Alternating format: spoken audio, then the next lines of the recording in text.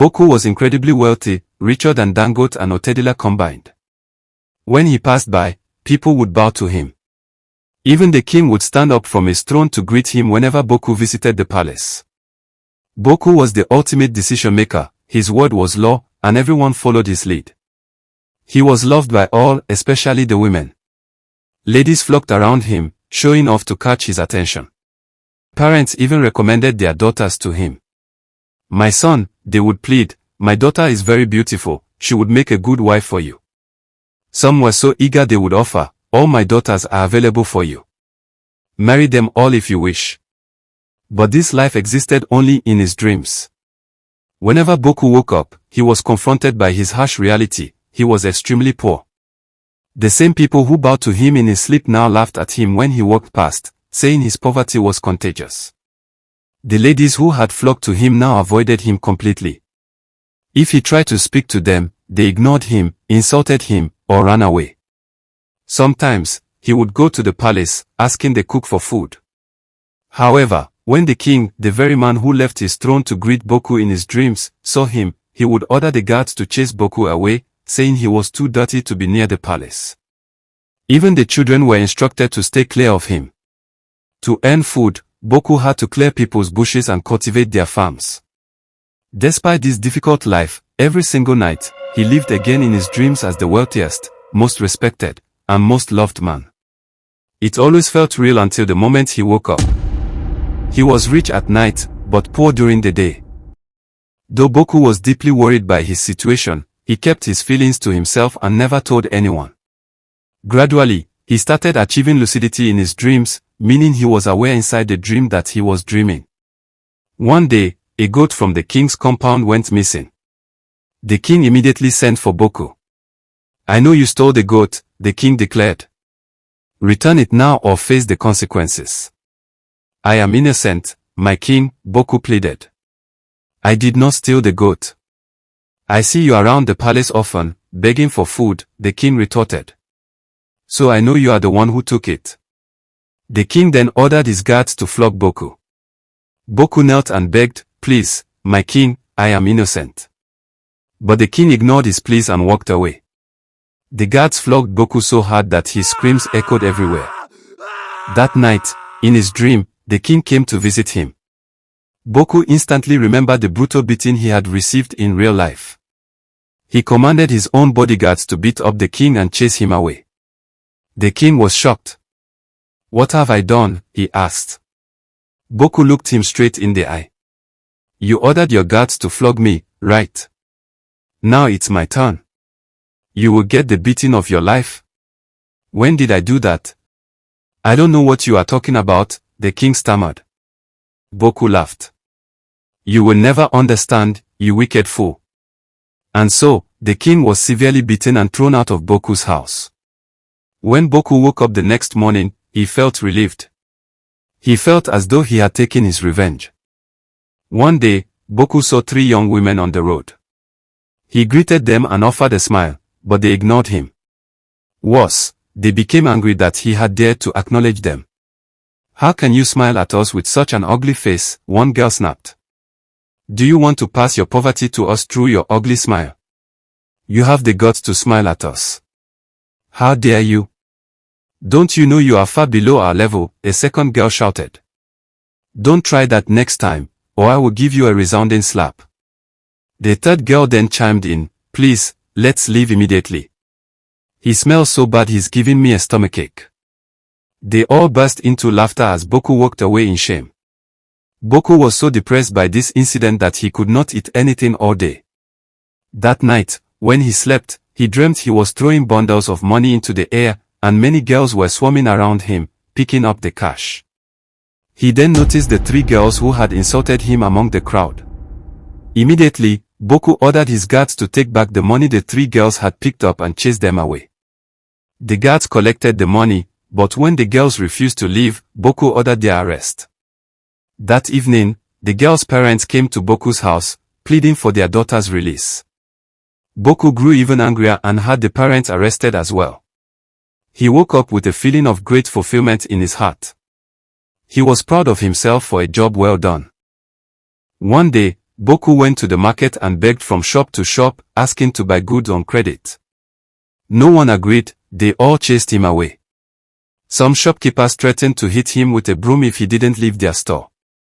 Others insulted him with mean names.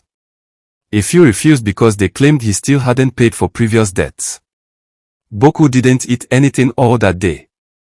That night, he sat down, planning how to take revenge on the market people in his dream. Once he figured out his plan, he smiled and went to sleep. In his dream, the market people were cheering and praising him, but Boku did not spray any money as he usually did. They didn't stop cheering, hoping he would eventually start throwing cash. After a while, they became shocked, wondering why he wasn't smiling or spraying money. They worried about what they might have done to anger him. The market leader approached Boku to ask what the problem was. But Boku became furious and ordered his guards to arrest the leader. Some of the shopkeepers immediately dropped to their knees, begging for their leader to be released. This only made Boku angrier. "You wicked souls," he yelled. He then commanded that all their stores be seized from them. His guards confiscated their shops and arrested the market people. They could only wonder what had gone so terribly wrong. When Boku woke up the next morning, he felt proud of himself. He got up and went to the marketplace. As usual, the market people mocked him, but this time, Boku simply laughed in return. They were surprised by his reaction. What is wrong with this one, they thought. He has added madness to his poverty. They shook their heads in pity, but Boku continued laughing. One day, Boku sat down and thought deeply. He suddenly realized he had been fooling himself all this time. "This is just a dream," he said. No matter what he did to people in his sleep, it had no effect on them in reality. They would continue to mistreat him in real life while he continued to deceive himself in his dreams. Boku considered himself an orphan, although before his mother died, she had told him that he had a father named Mr. Doka.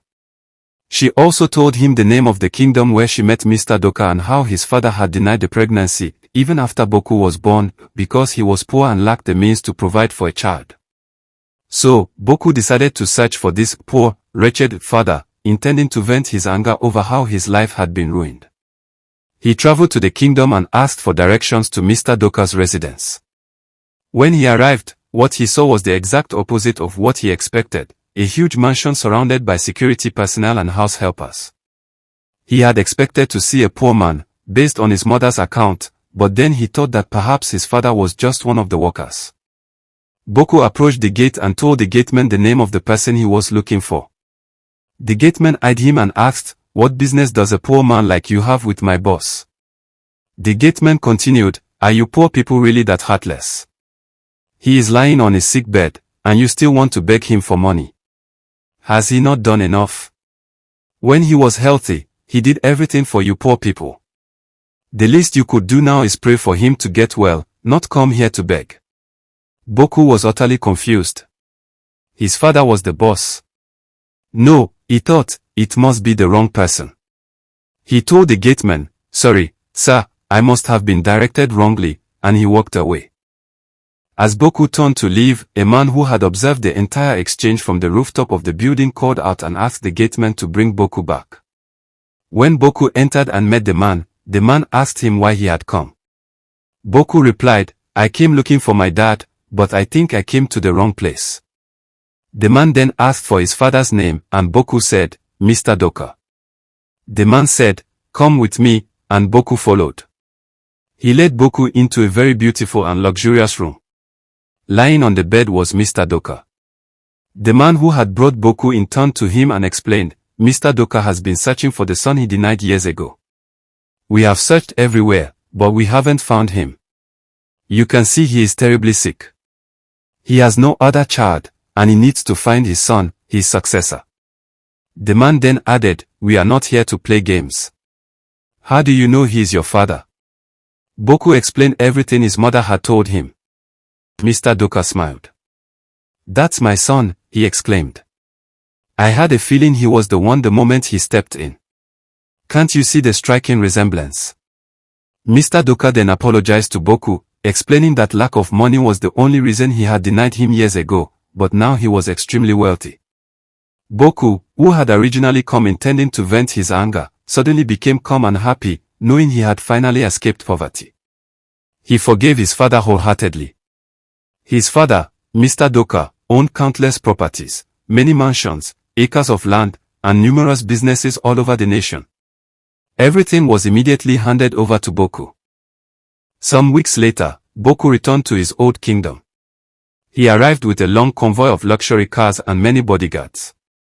From the rooftop of one of the cars, he began spraying bundles of cash into the air. Everyone who saw him was completely shocked. They felt intense shame wash over them. It was like a dream to them. It was hard to believe. Boku. How did this happen? They murmured. However, their desire for money instantly changed their attitude towards him. The women who had once insulted and mocked him now flocked around him, showing off to get his attention. The people bowed, just as they had in his nightly dreams.